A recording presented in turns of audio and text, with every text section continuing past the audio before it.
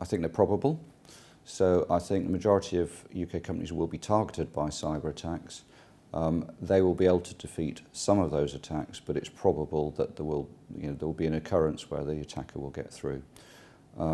I think what's really important is that those threats are limited, and that companies do the most to prevent the attack taking place by doing the basics and the essentials.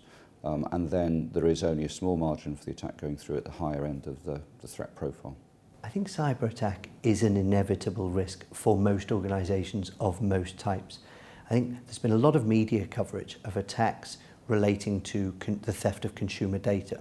And that makes the boards of companies who don't hold consumer data think this isn't about them.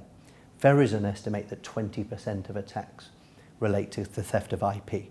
And whether that's the state-sponsored corporate espionage, whether it's direct corporate espionage, whether it's hacktivists in their bedroom trying to create mischief or acting for a cause.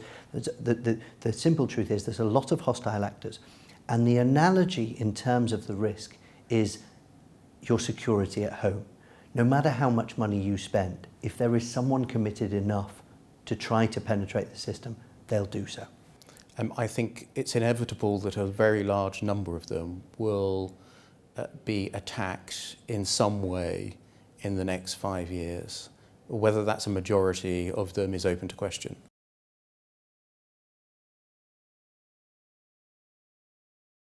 Protection, no.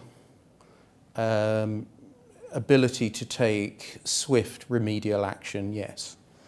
There's a patchwork quilt of laws available, but there are inevitably gaps in the quilt, which criminals and hacktivists seek to exploit. But the British courts have shown themselves very willing to respond imaginatively and swiftly after the event. But in terms of anterior protection, no.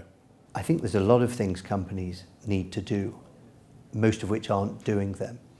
I think increasingly boards recognise the opportunities for technical mitigation, even if they don't understand some of the technical mitigation their heads of technology are putting in place. The one big thing that's missing at a lot of organisations, at an organisational level today, is the human element. So I think companies must be seen to have done the basics. They must be seen to have done an appropriate amount of investment in cyber, and that will depend on the cap value of the company. It will depend on the sector of the company and the regulation. But companies should absolutely ensure that their data is safeguarded from theft by their partners, by their clients, and by their employees. That is fixable to a large degree through education and technical means. So that's first training the board about cyber and about what risk entails, training the chief executive, then educating the personnel, because actually the way in to the organisation is probably through the CEO's secretary via a phishing email. So training those people in terms of what to look out for is as important as doing penetration testing on your network. And third, I'd say organisations need to know what's out there on the web about them, about the people within their organisation, so that they can look to mitigate risk by removing private data, by removing data that can be used to compromise the organisation and which can be used to engineer one's way into the organisation.